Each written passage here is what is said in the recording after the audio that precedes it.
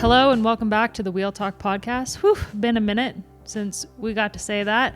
My name's Abby Mickey. We're here to talk about women's professional road cycling, and I have with me my friends, Gracie Elvin. Hey, it's so good to be here with my two besties.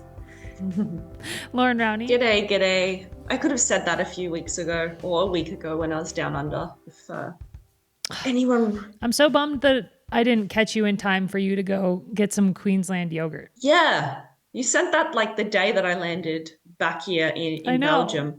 I had no idea what you were talking about. Queensland yogurt. So, long story short, one of the podcasts that I like listening to every once in a while is How I Built This. And they did an episode with Noosa Yogurt, which is a yogurt company based in Colorado that they used to sponsor the mountain bike team that I was on, like way back in the day. And so I used to get like a crate of their yogurt every month and I've been addicted to it ever since. So whenever we go back to the US, one of the very first things we do is like hunt down some Noosa yogurt. And it's like this really thick, creamy, delicious yogurt with these amazing flavors. And when I listened to the How I Built This episode, the founder, she's Australian, and she was talking about how she made the yogurt. And it all started when she went to Queensland to visit her family after living in Colorado for a while and tried yogurt down there called Queensland yogurt. And it was the best thing she'd ever tried. And so then she like went to the company and partnered with them to like bring the recipe back to the US and blah, blah, blah, blah, blah. But the Noosa yogurt, like I cannot overstate how delicious it is. It's so good. It's not Greek yogurt. It's like silky, creamy, delicious. And I was just curious. As someone who loves food as much as I do, Loren, I wanted you to go try this yogurt and report back. I'm so disappointed. Look, the plan is to go home with the whole family for Christmas next year. And so I'm going to put this Queensland yogurt at the top of the bucket list because no doubt it's probably in an area. I'm just looking. I mean, it might have made Sunshine it to Coast. You, Gracie, at this point. I mean, there we go, Gracie. Yeah, that's even more reason for us to meet up in Queensland. We can have a hot date. I've probably had it. I don't know. Most yogurt in Australia is pretty good, to be honest. Yeah, that's fair. But there's definitely better ones. But yeah, there's some good ones up there for sure. I've become more obsessed with good yogurt living in Europe, where it's really freaking hard to find good yogurt. There are some nice yogurt brands I recall when I was living in Girona when I went to one of the bio stores. Don't remember the brand. Andorra does not have those. You're gonna have to get someone to like, what is it? As a mule to run it up from Girona to Andorra. You can be the dealer to all the other mums. In Girona, you can get Faye, which is pretty decent yogurt. And so every time we go to Girona, we come home with like 5 tubs of Faye and work our way through it. But yeah, it's I love yogurt. I love yogurt. Do you know if we're talking about yogurt. things we love and things made from chocolate? Welcome to the cycling podcast where we talk about yogurt. All right, so I won't talk about my kefir. We'll save that for the end of the chat. Well, we have been out of practice for a couple months while we've been giving you guys some conversation episodes, and there's been some amazing ones. I hope everyone's enjoyed them. The Georgie Howe one was a particularly fun one, and last week's with Alexa Cunningham, Loren has a gift when it comes to talking to people, so that was also a really good one. And we've got some more coming, so they're not done yet. We've got Gracie chatted with Lauretta Hanson, so that's going to be awesome. We have a conversation with Molly Weaver, also a Loren one. So there's still some more to come. But we wanted to jump in for one last episode with the 3 of us before 2024 comes to a close. And whilst we've been out, there's been some pretty big news. So I think we should start with the biggest one. The conversation that we were having the entire year. Who is Demi Vollering riding for in 2025? The news came out while we were on hiatus, and it's exactly who we thought. FDJ-Suez has picked up Demi for a multi-year deal. And with that, they've also brought Specialized on as a partner. So we know. And at this point, we've even seen Demi in an FDJ jersey at the team launch, which threw my mind for a loop. But yeah, what do we think of this transfer now that it's actually real life? Now that we know definitively that she will be riding for FDJ for 2 years. Finally, like we said in previous podcasts, like we're kind of over it now. So it's like, thankfully, that's finally out there. But no, I think on a positive note, like I think that team can get really excited now. So I don't know if it was worth it for them to wait that long for the announcement. I'm sure a lot of that wasn't in their control, but I'm sure that they still got a lot of good reaction from it. But it's nice to see now the photos coming out of the team launch and the Specialized kind of announcement, and seeing already the beginnings of the bonding of those relationships with the riders. And of course, you can only read so much into the photos, but you know, it's nice to see some of that interaction happening now between those athletes. Yeah, and I think for us, it's always hard. We say this every year at the end of the year or at the start of the season, that picking out riders is always going to be a bit difficult because we've had quite a few riders change teams this year and quite a few big names. But on the Demi move to FDJ-Suez, I think in general, in that front bunch at the pointy end of the race, we're just going to be seeing so many more of those jerseys. I mean, they had a phenomenal season this year, but man, I would argue that they have probably the strongest team on paper going into 2025. I mean, we already know that they're a team that is amazing at like committing to a common goal and executing that. And obviously that's kind of what was lacking at SC Works Pro Time this year for Demi, not for the team as a whole, but when it came to supporting Demi, that's definitely where they fell short. And that's not a problem that will happen at FDJ-Suez for Demi next year. Like the whole team was 100% behind Evita Muzic at the tour this year.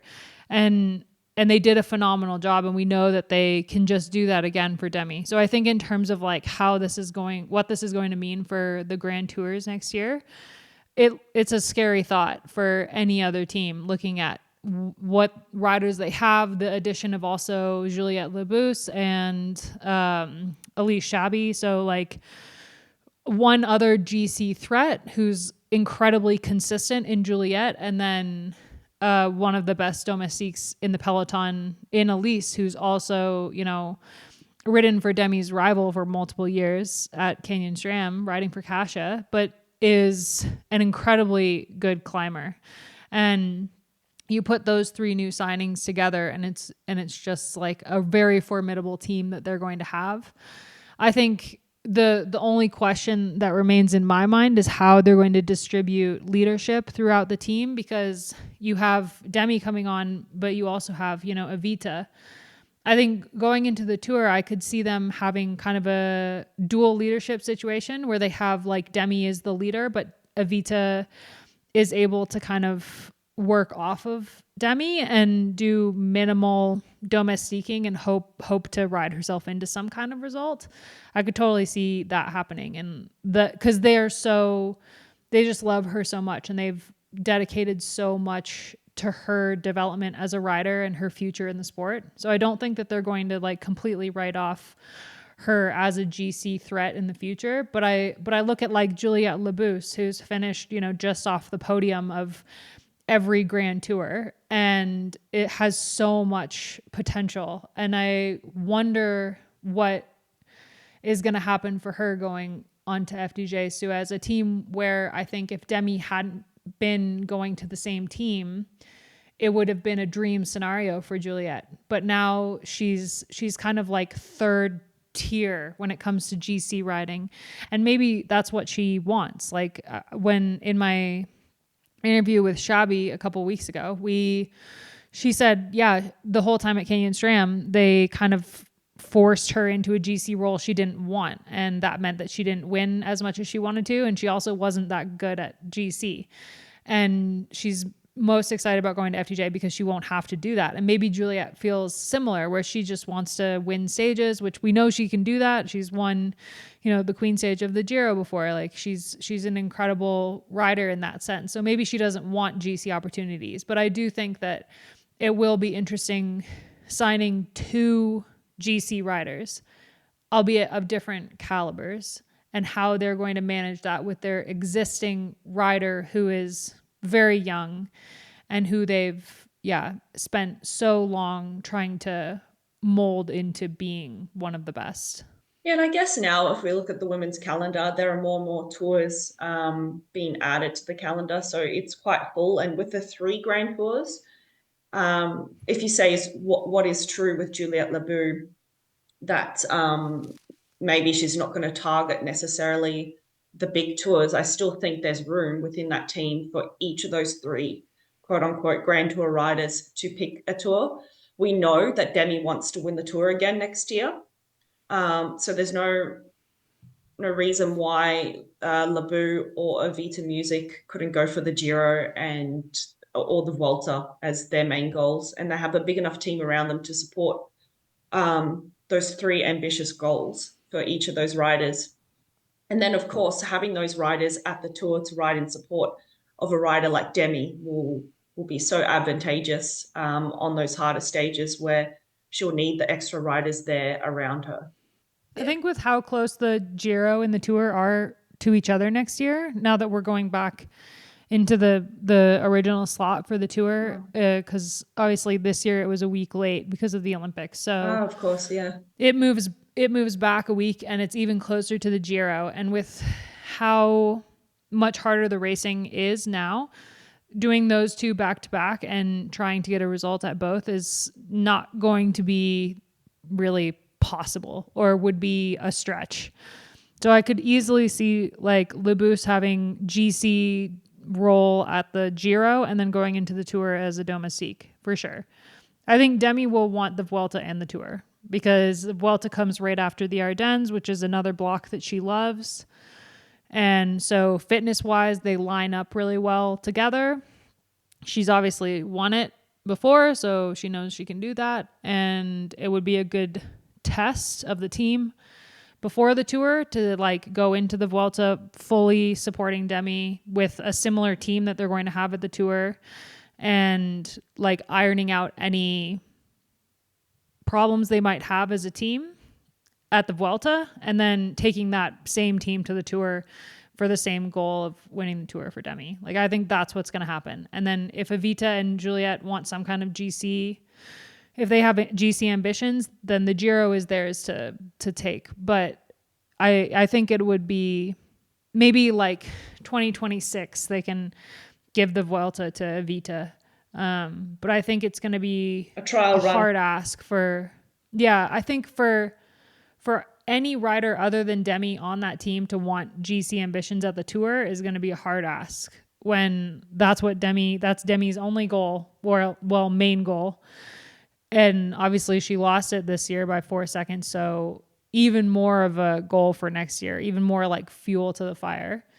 And it's the biggest race in the world, and she's one of the biggest riders in the world. So she wants that attention. She wants to be center stage at the Tour. And I think, we'll see what happens, but I can't see anyone else on FDJ getting any kind of like freedom at the Tour while Demi is on the team.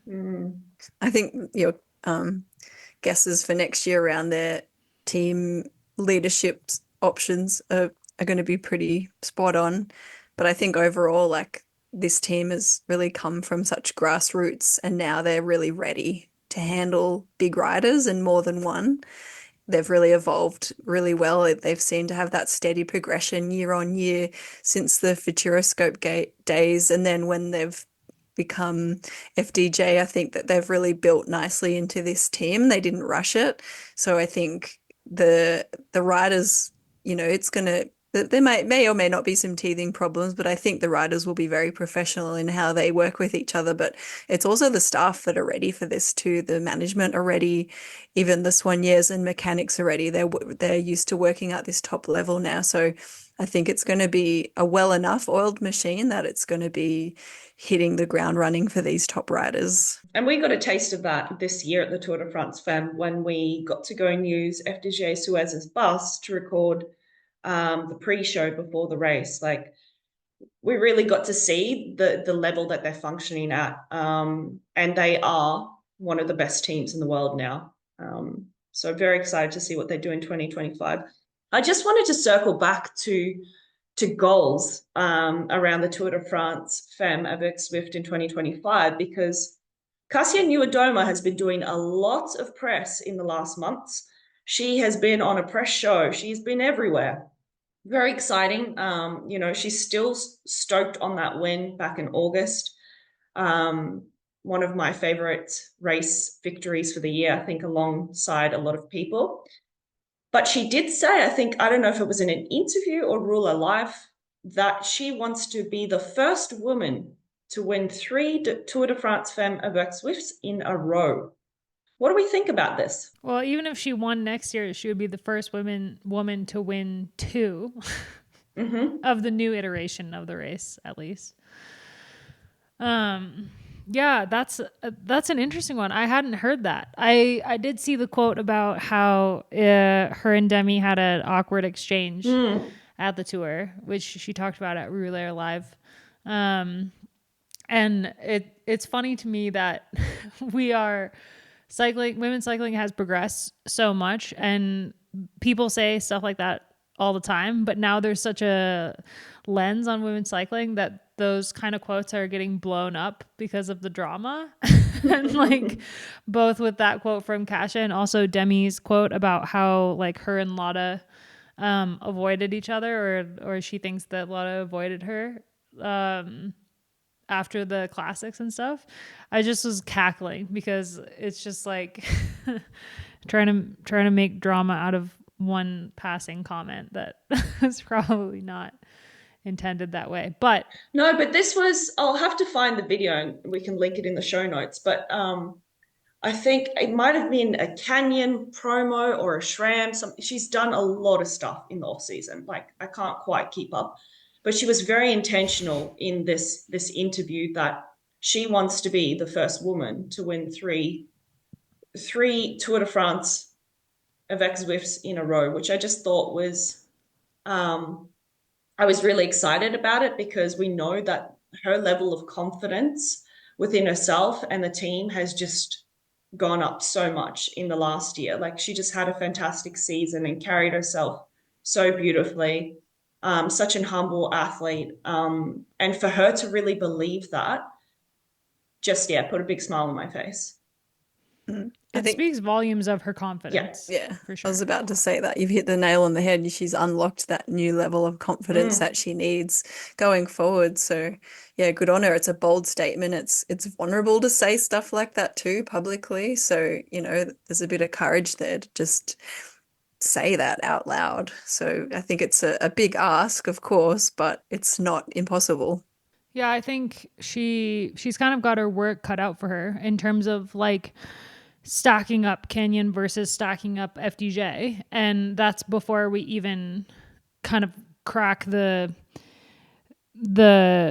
entirely other nut that is Pauline Ferrand-Prévot coming out that her goal is to win the tour, and then Anna van der Breggen coming back, and Lotte Kopecky saying that she might be targeting the tour next year and what that means. I think we're looking at a completely insane Tour de France Femme next year, which I think is what we knew would happen with this race because of the reach it has and the significance of having success at the Tour de France Femme avec Zwift. It's like, unlike any other race on the calendar. So that all of these top name riders are already saying like, that's the race I want to win next year.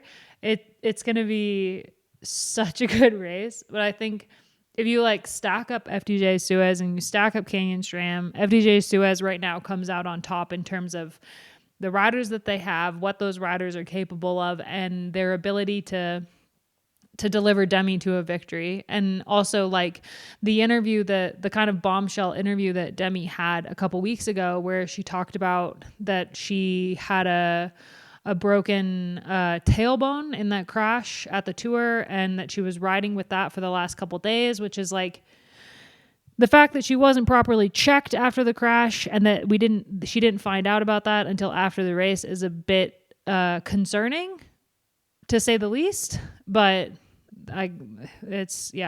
so that she was still able to pull off the result that she did with that injury is pretty insane. And obviously she's the best climber in the world. So when you put her up against Kasia, like Kasia had such an incredible performance at the tour. There was so much that went right for her. So it's not quite as simple as, it's not like Vollering saying, I want to win 3 tours, because that is like, she won it so dominantly last year when she was fully healthy that it's like, yeah, that's totally possible. And I think Kasia can win the tour again for sure, but so many things will have to go right. One of the things that will go right for her next year is that there's no time trial. So that's a good thing. That looks pretty good. And of course, like Kasia does have an incredibly strong team, and they're going to have an even stronger team next year with Cecilie Uttrup Ludwig as well. I think she's going to be more valuable to them during the classic seasons and the Ardennes and kind of stuff like that than something like the tour, but we'll see. I mean, Niamh Bradbury is only getting better, and yeah, it'd be interesting to kind of like write down on paper like all of FDJ-Suez and all of Canyon SRAM and match them up between each other, like comparable riders, and where they stack up against each other, and kind of like by the numbers see which team came out on top. I would love that. Can someone that like from the Discord, the Escape Collective, nerd out on that and do some sort of crazy spreadsheet? I should probably do that. That sounds like my job. That sounds like something that would be in my job description, is writing that story. So maybe I'll do that. I mean, that's a big goal to have, but I think the confidence that she's gained means like it will make a big difference in kind of tackling that kind of goal. I think to make any real comments on it, you know, that race is months and months and months away, but we definitely have to do quite a deep dive into the courses and see who it's going to favor in their strengths. Because if it isn't too mountainous, and I must admit, Abby, that really the last real mountain day for me was the final stage of the tour this year.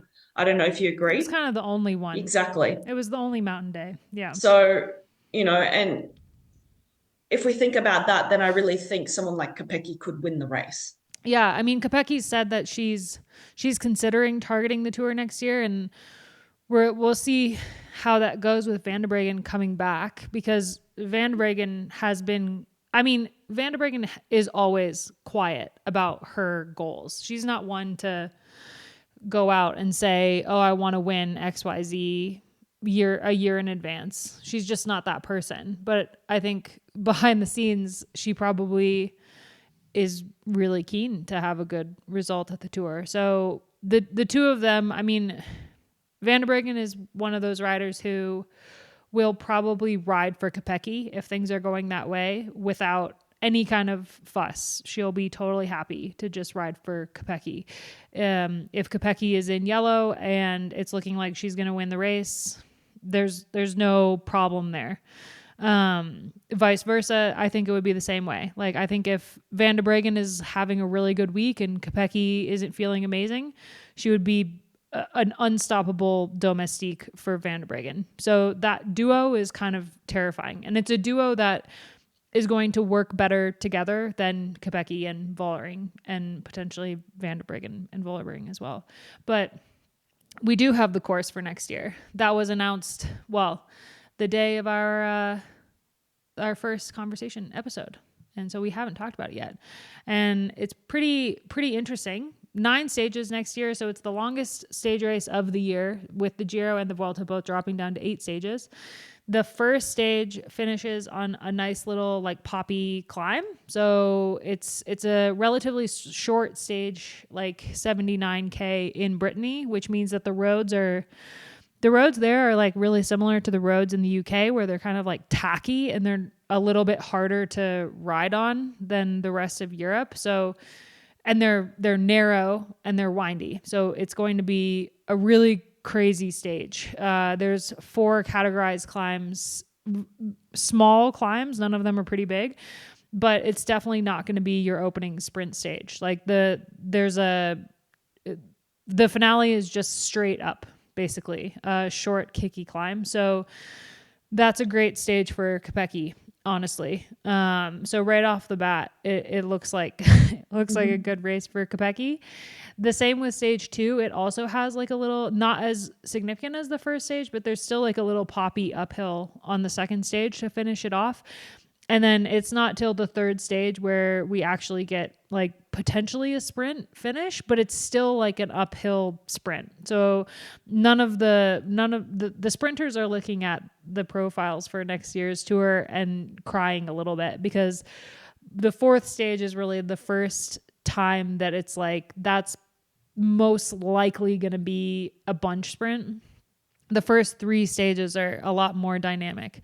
And then already by the 5th stage, we get into kind of the really long, that we've always got like one really long stage. The 5th stage is not the longest of the race, but it's still pretty long at 166. And it's back ended with a bunch of climbs in the end. Yeah, the stage that Yara Castelline won in 2023, it kind of is similar to that, where like the first chunk is flat-ish and then there's like a bunch of climbs near the end. And we all remember how Kopecky rode on that stage when she was still in yellow. And then we finally kind of get to some more significant climbs by stage 6. There's a couple like longer climbs, but nothing crazy on stage 6, but it's definitely like a more mountainous day. Stage 7 has like one really big climb and then a descent to the finish. So that's a pretty good one for someone like Kasia, who descends like a bat out of hell. And then obviously stage 8 is the queen stage with the Col de Madeleine. And that's just like, it starts off with on a climb. It's 112K, so not a super long stage, but it starts literally out of the start. They're climbing. Then they have this massive climb at the end that's 18.6 kilometers long at 8.1%. And that's going to be the kind of defining stage of the race, that one. And then the final stage is hilly, but not crazy. There's like a really long gradual climb to the finish, and there's a couple climbs within it, but it's definitely stage 8 is going to be like the stage where shit will hit the fan. So that's the route. Oh, I said that stage 4 wasn't the longest stage of the race, but that's wrong. Or stage 5. Stage 5 is the longest stage of the race at 166. But yeah, it's a great race. Like the tour is so good at building the courses, where they build them so that it kind of builds into the finale at the end. And yeah, it'd be really nice to have some more significant climbs like earlier in the race to kind of set up a real battle in the end. But I think that because of the first 3 stages kind of being a bit more dynamic than just flat sprint stages like we had this year, I think we're going to go into like the midpoint of this race and already have established some semblance of what the GC battle is going to look like on stage 8. Good rundown, Abby. Thank you. I knew the route had been announced, but I was like, nah, that's too far off. It's 9 stages. I'll just look where it's starting. Is it accessible by train? How long is it going to take me to get there? It's going to take you forever to get there. It's like so hard to get anywhere. Like, not the easiest place to get to. Brittany. Really? No. Unlike this year. And then the finish is also not an easy place. I know this year we got spoiled. Yeah, with Rotterdam. We did. But yeah, it's out there. I mean, I wrote a really nice piece actually in collaboration with Dominique Powers, the photographer, about spectating this Tour de France Femme. Mm-hmm. And in writing that, I was looking at how to get there, and like, yeah, you could fly into like some tiny little airports around there, or just like fly into Paris and drive is really kind of the best option. But it starts with like 3 stages in Brittany, and then goes like across France to the mountains. So it's going to be a lot of driving for this one. Yeah, it looks that way. Hopefully we'll be rewarded though with some really aggressive racing, and it's not going to be handed to anyone on a silver platter, the end result. No, I think this one is going to be, I mean, like every single year, the Tour has given us such amazing racing, and I think this is going to be no different. There's so much on offer. I think the only thing lacking from this route is maybe like, obviously there's no time trial, but I don't have a problem with that. I don't think we need a time trial in every Tour de France Femme. We had time trials in the last two. Well, whether or not the stage in Rotterdam counts as a time trial, I guess we could debate, but we had time trial bikes involved in the last two Tours de France, and to have one where they don't include a time trial is fine, because that just means another stage where shit can hit the fan and really exciting things can happen. I think the sprinters are probably the ones looking at this race like grumbling a little bit, because there's really not much on offer for them. But I also don't think that that's that big of a deal. Like, I think the sprinters, like a Charlotte Kool, for example, but Wiebes, well, we've seen what she can do. No, Wiebes is still going to win probably 2 stages of this race, probably. But like, we have so many opportunities now for the sprinters that I feel like I'm not bummed that we have more kind of classics style or like poppy climby style stages than we did the last 2 years. I think it'll make the race really fun. And then next year we can have a time trial and 2 sprint stages. Or, well, let's add another stage. So we've got 10 stages, and then we can do whatever the hell we want. But yeah, I think they've put together quite a good course. They're really good at planning these things. And I think, like, based on the course rundown, it doesn't look like a bad course for Kasia. That's what my sort of initial impression was after you rattled off the stages. And I think she knows that after seeing it announced. And again, same for Kopecky, I think. Kopecky is probably looking at this course like really excited. I mean, a time trial would be fine for her. Obviously she's quite a good time trialist, but her climbing has improved so much in the last couple of years. And I think with Van der Breggen coming back, it's not like the Giro routes that Van der Breggen has kind of walked away with, you know. It's a little bit more of a dynamic rider that this course suits. So even Demi, I think like Van der Breggen and Demi are probably looking at this a little bit more like, with still thinking that they can probably win it. Whereas Kopecky and Kasia are looking at it like, oh man, they're marking stages. They've got the route already, and they're like scribbling in the margins.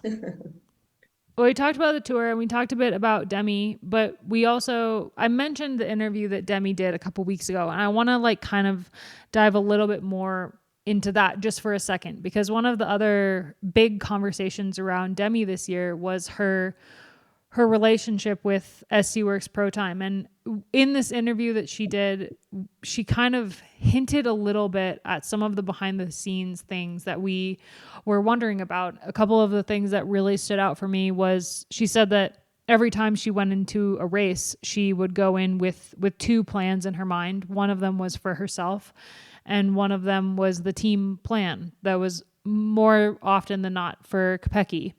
And that by the time they got to Tour de Suisse, the 2 weren't really speaking and avoiding each other if they could. And I think that those nuggets of information kind of shed a little bit of light on some questions that we had about SC Works, what their tactics were over the season and some of their decisions when it came to racing, but also Demi and some of the moves that she pulled throughout the season. And I think it also kind of answers some questions about how she raced at the World Championships. Like when you've spent the entire season kind of having 2 plans in mind, going into a race like the Worlds where things in theory would be different, it's already ingrained in your mind that you are going to race a certain way. And that's basically what she did. So I found this interview really interesting, a few parts of it. And I think, it definitely sheds a little bit of light on, not too much. Like, she was still quite respectful of the team in the interview, especially when asked about the crash gate at the tour and how no one knew that she crashed. But yeah, it's a little, we know a little bit more now about what was going on for her behind the scenes. Yeah, I thought with that part of the interview, she was actually pretty diplomatic, because we've heard lots of things about that exact moment from the outside. Like, I was listening into conversations at the Tour de France a few days after it happened, that, mechanics, people and teams like to gossip with one another.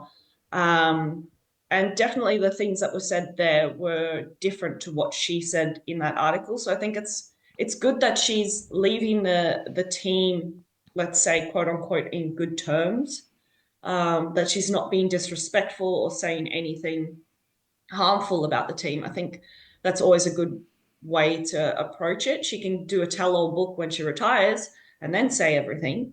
But whilst she's staying in the sport, I guess people don't want to be too vocal about the ins and outs. The thing I found most interesting, and what we knew already, or what we guessed, was the fact that I would assume this was probably the most hurtful moment for her throughout the year, was when Anna said she was coming back and hadn't even had that conversation with Demi in person. And whether you think she owed it to her or not, I think if you were friends and colleagues and respected that person, you would have had that conversation. Wouldn't you agree? Rather than, someone that you've coached, someone that's put a lot of trust into you, finds out then through social media that you're deciding to come back and be their main rival in 2025. Yeah, that would have been tough, I think. But I think Demi's maybe more in the right overall as a net effect. But I think, like, say she wasn't going to leave the team and that hadn't happened so early in the spring, that drama, I wonder if she would have had different race experiences and there would have been different race tactics. It wouldn't have been so much feelings of two plans in the race. If Anna would have told her earlier or not, I wonder if that rift in the team, because everyone knew she was leaving so early in the season, had that big flow-on effect. And I wonder if that hadn't have happened, if she would have had a different experience of this year. And maybe not. Maybe that was always going to happen and it was actually for the best that they were going to part ways, because she might have had exactly the same season and then thought, how am I going to deal with this next year if I'm staying with this team? Something I think we could pick up from this interview is that things started to fall apart pretty early in the season for Demi and the team.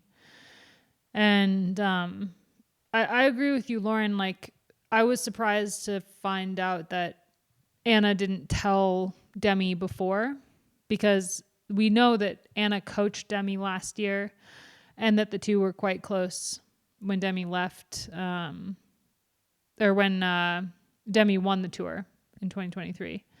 And we also know that it wasn't like Anna wasn't telling anybody, because when I interviewed G a couple weeks ago for the podcast, she knew for months before the announcement was made. And you have to imagine that the management of SC Works Pro Time also had been in talks with Anna for quite some time to come back into the peloton. But I think, like, a lot has been kind of assumed about Demi in the last year and her how she races and kind of how she conducts herself. And I think it was nice for her to have this opportunity to kind of try to have people get to know her a little bit better as a person. Like, her comments about being quite an emotional human being and how it didn't feel like that was allowed at SC Works from the management there, and that kind of bottled up a little bit internally. And her future goals and kind of how the team approached that. And yeah, I think it is clear that from the start of 2024, there was a rift forming, and that it just kind of got worse and worse as the season went on, and neither side's handled it very well. Demi handled it really well externally, whereas like obviously we had comments from Danny Stam already in like March about Demi leaving the team, on very unprofessional comments. But like, yeah, Demi not saying anything at all until this came out, until it was officially announced that she was going to FDJ.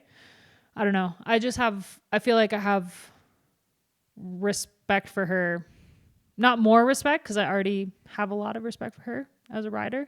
But I feel like, yeah, she could have really ripped them apart, I think. Can you imagine if there had been a Netflix documentary series this year for the World Tour season? How epic it would be. SD Works would never allow it. No, but it would be just like, they would have been the villains for sure. Like, hands down. So easy to ride. They would have been the Drive to Survive season 1 Lewis Hamilton. Yeah. Where they tried to make Lewis Hamilton look like a villain in Drive to Survive. You're like, you mean that teddy bear? No. Yeah. Don't buy it. They should have made Max Verstappen the villain from the very start. That's believable. If only they knew what would happen in the future. They did the same thing with the men's Tour de France thing, where the first season of Unchained, they were like trying to make Pogacar into some kind of like, I don't know, but the guy is like got hair sticking out the top of his helmet, and he's just like a small child bouncing around. You could so easily make SD Works into a villain, the way that they kind of like walk around. They're very like closed off, especially like at the races. You can walk up to like any team bus and just chat with riders and chat with staff and stuff. And SD Works is like, Loren and I tried to talk to Anna van der Breggen, and she ran away from us. So new to it, but like honestly, that was the most intimidating thing, was trying to walk up to the bus. If Abby was like, "Can you go get a quote?" I'm like, "No, filled up. Can you do it, please?" Yeah, because they like their aura is like a fortress. Not fun. It's like, no. It's not fun. And I like Demi's going into a team that is like one of the most open, friendliest, just like most down to earth teams. The whiplash that you could get from going from SC Works to, you could pick like a medium team in the middle, like Canyon SRAM, which is like kind of intimidating, but like they've also got some riders on there that are really nice. But instead, you just the pendulum swing for Demi from SD Works to FDJ. It's gonna be huge. No wonder she's having fun at team camp. Oh, surely. She's like, oh my god, you guys laugh here? You like each other? No. Whoa. I mean, it is team camp season. We've got some snippets of people hanging out. Little Trek is down in Alicante or something along those lines, somewhere in Spain, hanging out. Sharon Van Anrooy, she had her, I think, did she have iliac artery surgery? And she's back on the bike now. Another rider who I can't wait to see, like, hopefully if she's healthy, but her stepping it up this year with Elisa leaving. And yeah, SD Works was in Finland? They're in Lapland. In the snow. I have to say, they're romping around in the snow with no sunlight. Yeah. Still, the team camp, at least in the photos, looks like a lot of fun. I mean, that's such a huge destination to go and visit during this time of year. They really like their snowy team camps that time. I really think the December camp for them is about this, well, team building and team bonding, and that's normally what I think the December camps used to be about. But it looks like the other teams, of course, FDJ is doing a bit of like a press camp as well. But it definitely looks like most teams are on a proper training camp, starting to get those early miles in their legs. Yeah, I like that. The intentional wintry training camp, because it's just sending a message that we're not here to, to prove to us that you didn't let yourself go over the off season, that you can handle the long rides again. And, there's a bit of pressure there showing up to team camp, even if you've been on the team for a few years, but definitely if you're a new rider to come to a proper training camp, because, we're all on the far enough end of competitiveness that you have that bit of performance anxiety, I guess. And if you're not super fit yet, which no one should be, but you still don't want to be the slowest in the group. It's, it would be scary to show up to a team camp pre-Christmas and feel like you need to show up a bit too fit than what you really should be. Really good point, Gracie. This was always the conundrum I had when I was racing for Velocio was they were very much the European approach, and you could not be too fit at camp because then your teammates would like criticize you a bit that you were riding too hard. But then, of course, nationals was a few weeks away, and that was always a horrible, horrible internal pressure to feel like, yeah, you didn't want to be too fit at team camp, but then you had to race the best Australians in a few weeks, and you always knew that the Green Edge team would be flying. I have to say that was probably the worst part of the season. Well, we've talked before about how important team camp bonding is and how important it is to like make inside jokes at team camp and like, yeah, just kind of become friends with your teammates off the bike. So I love the SC Works winter camp. I think it's great. I think they probably could have picked a less dark place to have their team camp. Because sunlight is like really important to happiness. But yeah. Or they could have gone there in like, I don't know, November. Well, maybe they're just having some nice campfire sing-alongs. Drinking hot what chocolate. A great mental image. They do know how to have fun. In private. With all the cameras off where no one can see them. Then they never talk about it again. Well, there's a lot to look forward to next year, but we also have a couple other things to just touch upon. One of them is that Lizzie Deignan announced she would ride one more season. She's going to ride with Little Trek for 2025, her last season, and then she will be retiring at the end of the year.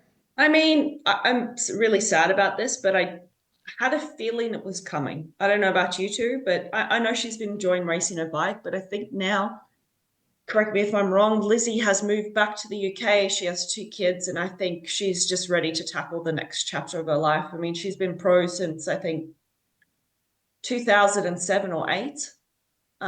So she's getting close to almost 20 years as a professional cyclist. Like, what an incredible amount of time to say that you've been a professional athlete. And the things she's achieved, I think she's probably really content with her career. And to finish off the season, I know that she'll still want to be there near the pointy end, but I imagine that she'll just want to continue being the incredible mentor that I've heard that she is on that team. That team is going to have a huge, huge, huge hole to fill when she leaves. Yeah, she's not an easily replaceable rider. No. I think you're right, Loren. I think she's just coming into this final season with no pressure.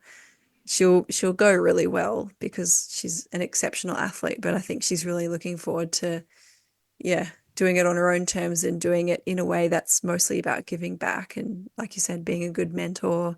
They've got a very young team now, so what a great opportunity to pass on along all of that experience and knowledge and just have a bit of fun. I'm just honored that we got to see her like in her peak when she was winning everything with Bulls Dolmans, and she was just such an incredible rider, and then go through kind of change the sport in the way that she did by having not one but 2 babies. Like she completely changed the if you like take out all the results and what she was able to achieve like as a bike racer on the road and just think about her impact on the sport as a whole by having a child mid career and coming back and being able to win races again and sign a contract like she did while she was pregnant, the contract that she signed with Trek. It's just, she completely changed the sport. Yeah, I agree. single-handedly, because there were mothers before Lizzie, but none of them had the security or the backing from a team like Lizzie did. And now it's the norm in the World Tour ranks, or at least for most of the World Tour teams. I think she showed what's possible, not only for the athletes, but for teams. Because of course it was a bit of an unknown area, sorry. And it was definitely something athletes just wouldn't consider within our sport because it was career ending. And I don't think it's in cycling alone, definitely in a lot of sports, but we're seeing even in women's football how many mothers there are now in women's football. Even our own Sam Kerr from Australia is having a child. Maternity leave is something that can be written into contracts, which is just amazing. It should be. It's a right as a woman to have that, in my opinion. And we see the other incredible mothers now, since Lizzie sort of set this example of what is possible, being able to juggle the two things should they want to do that. And of course, there are some athletes that don't want to juggle motherhood and being an athlete. But for those that do want to do it, like we think of Julie Leith, who just finished out her career as a world champion, which was just an exceptional end to her story. Yeah, she definitely sets the precedent of what things could be for the sport, and I think the timing was pre-COVID as well, so it was a time where things were slowly shifting, but not really within women's cycling. Yeah, we've got some great examples now, and I think the current crop of athletes can see that as a possibility, but also know that you don't have to be in that top 1% of riders to get away with it. Like, there's no getting away with it anymore. It's like actually a right, like you said, Loren, and it's written into the contracts, and they have a bit of trust in their teams knowing that they won't get dropped if they decide to do that. So it's not just the Lizzies anymore that get to go and do this. It's pretty much everyone in a World Tour team, at least, that can consider it. And I think a lot more riders now are thinking, oh, maybe I could do this. Maybe I could prolong this career and have the family. So yeah, I think we're coming into that next phase now, which is really great. And like, not every rider can have a baby and come back as strong as Lizzie did, or like Ellen Van Dijk before she had her ankle injury this year and kind of derailed the tail end of her season. But remember how strong she was when she came back in the beginning of the season? I mean, it was wild. Not every rider can do that. And I think Lizzie's second pregnancy and her coming back from having her second child kind of highlights that there is more space in the sport for domestiques and for someone who has the knowledge of the races. So maybe she wasn't winning when she came back the second time, but she immediately pivoted and made herself incredibly valuable in another regard to the team. And that's why they're keeping her. And that's why she's been able to, keep doing this, because her value as a team captain and as a domestique is unmatched almost at this point. So it's also cool that we have that in women's cycling. Like, the domestiques are becoming more valued, and so they too can hopefully in the future have babies and come back if they so choose. It's I think her legacy in the sport will, in years and years, when race results are forgotten, will be this. The fact that she, at the top of her game, stepped away to have a baby during that time, was dropped by her team, or cut ties with her current team, and was immediately picked up by what became one of the top teams in the sport, and the backing that Trek had for Lizzie when she came back. Like, that monumentous year in cycling will kind of be her legacy, I think. And it's just really an incredible thing that she was able to achieve. And yeah, it's done wonders for the sport of women's cycling. And I hope that other sports can follow in the wake of that. All right, let's wrap it up. but there's obviously a ton of other news that we haven't been able to talk to or about that we haven't been able to talk about the last couple months, but we have a whole year of podcasts next year to chat with you all. So everything will be brought up in due time. We're going to wrap up the episode by kind of just talking for a couple minutes about some of our favorite moments from the year, some of the highlights.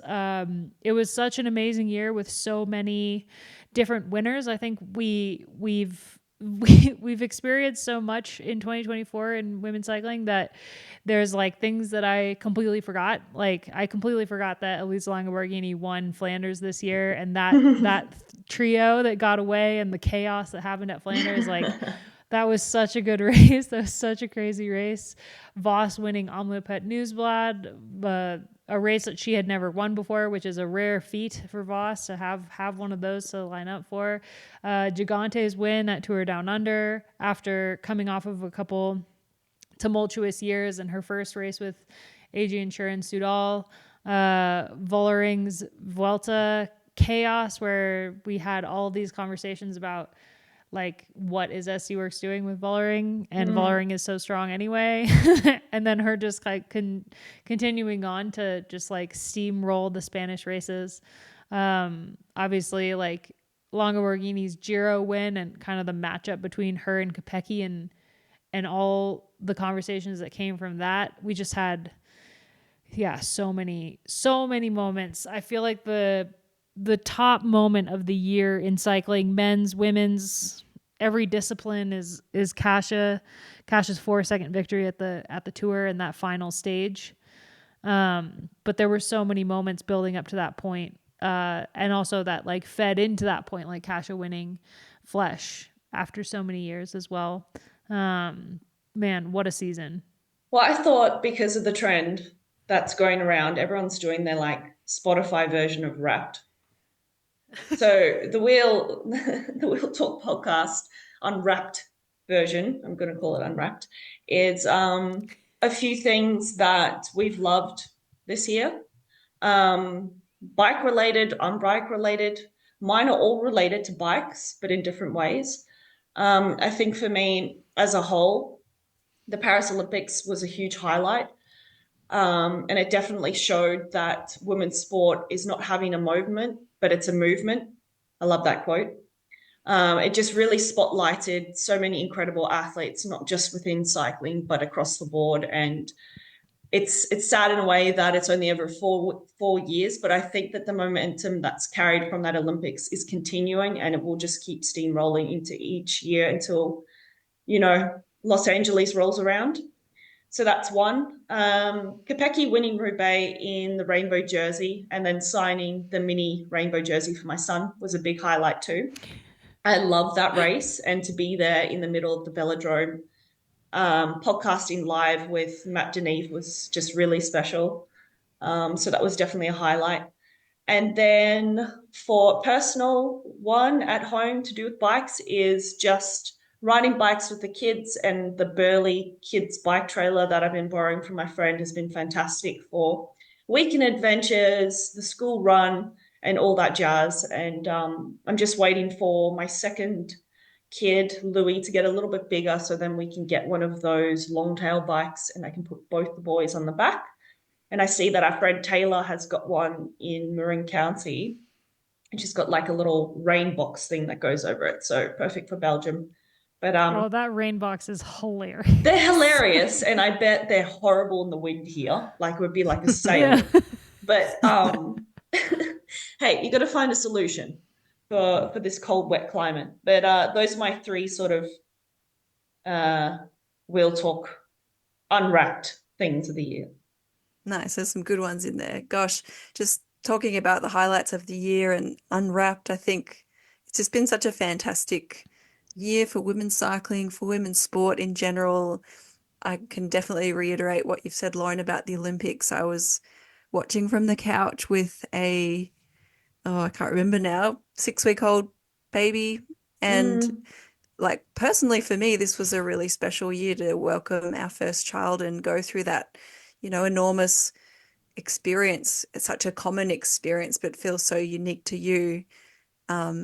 So that's been such an amazing thing to have the opportunity to experience. But then, I've also, because of that, been a fan on the couch and joined the couch peloton for a few months of this year and not worked in cycling and just watched it, listened to it. I've listened to this podcast as a fan, and I was smiling on my little walks with my little boy because it's so nice to listen to you guys get excited about cycling, because it made me more excited about cycling again. And it was actually really good for me to have a break and a step away from sport and women's cycling and cycling in general, because I missed it. And it was just like a really nice few months to experience this super special thing, but also reflect on how of an amazing life I've had so far, and that I'm so lucky that I get to keep doing this and talk to my besties about cycling and get to go to these cool places and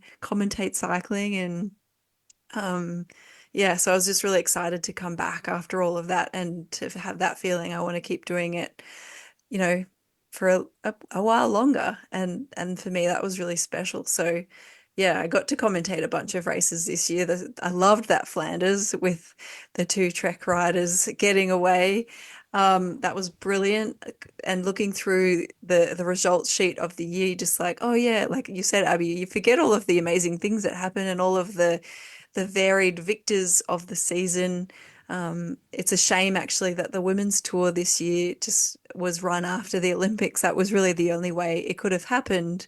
But I think we were in a bit of sport fatigue then, and certainly our Australian audience, I think, was a bit maybe low during the women's tour. But, if that had been at any other point of the year, and probably if it had been a men's race, my boss made a really good point to me recently. She said, if that was a men's race, that would have gone down as one of the all-time great races of history. And I think that's a really important thing to remember. Like, that wasn't just a great race for women's cycling this year. It was a great race, full stop. It just was, at the tail end of a whole lot of sport. And I think a lot of people were probably just a bit tired by that stage of watching the men's tour, the Olympics, and whatever else that you'd been doing that year. So, yeah, I think that it's really cool that we can keep talking so much about it because it was amazing. So I really just can't wait for the year coming and to try and embed my new version of my life back into cycling, because it's such a special sport to be a part of and so many cool people involved. Love that. Yeah, think about all of the conversations we're going to have next year. I mean, the sport just continues to grow and grow, and there's been so many transfers this year that next year I think it's going to be like an entirely different peloton that we're talking about. So it's just going to be really cool, and it's actually not too far away because Tour Down Under starts in like a month. Oof. So we don't even really have that long to wait until we get to kind of see some riders in their new kits and see how some teams operate. Not every World Tour team goes to TDU, but some of them do, and some of them love that race. So it's going to be, really, really fascinating. I'm excited. Me too. Bring on 2025. It's going to be a good one. Woo. Speaking of as well, oh wait, you will be around at Tour Down Under. Let's not forget that I will. 2025 is going to be a big year for Abby starting off. Yeah, just like right from the start, making sure that I have a year like no other. Yeah, I will miss a good chunk of the beginning of next year, but we'll keep everyone informed. And Loren and Gracie are going to take over the pod, and they're going to do an amazing job. So we're not going anywhere whilst I'm on maternity leave. We'll just hold down the fort. That's all. Holding down the fort. We'll get Matt in there I love when Matt joins the pod. So I'm excited to listen to it. I cannot wait. I've been trolling the internet, scrolling on the internet, trying to find the Wheel Talk version of a Nordic skiing podcast, which doesn't exist. And I just want more podcasts about women's sport, obscure women's sports like cycling and Nordic skiing, to listen to. So I'm excited to have that opportunity to be on the other side and actually listen to you guys break down the races. Can't wait. watch Loren do a better job than me in hosting the podcast. Not Put me out of a possible. job. Not possible. Like I said, we're holding down the fort. And actually, I love listening to Matt Denise's voice. Isn't it just soothing? I know. He has the best Yeah. podcasting Well, voice. he's got a. Well, it's not podcasting, but he does have a new album out. That's Like a right. month ago, he released his first Solo? album. Yeah, his first solo album. It's called Before We Know. And you can find it on all streaming platforms.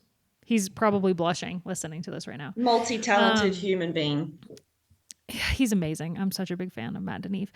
Well, before we end this episode, I just want to thank everybody who listened to this podcast throughout the year. We grew hugely as a podcast, I think, thanks to the fact that women's cycling is finally getting the attention it deserves, and the fans are flocking to the sport. People are discovering why we've loved women's cycling all these years, and I really have to thank everyone who listened to it, all the Escape Collective members who interacted with us on Discord. It's so cool to have that community and have so many people who care about what we have to say, and also us as human beings. I feel incredibly privileged to be a part of this podcast, both to be able to do this with you two and like have this kind of outlet with you guys, and also with the people who listen to the podcast. So thanks everybody for listening, and we'll be back in 2025. Yeah, happy holidays and see you in the new year. All right. Cool. I don't think I have anything to add to that ending. Bye.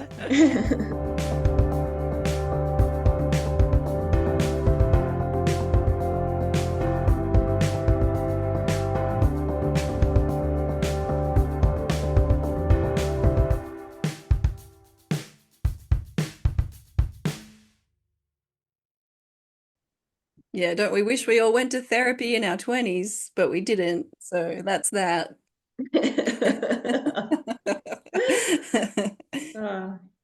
And that's why they say that youth is wasted on the young.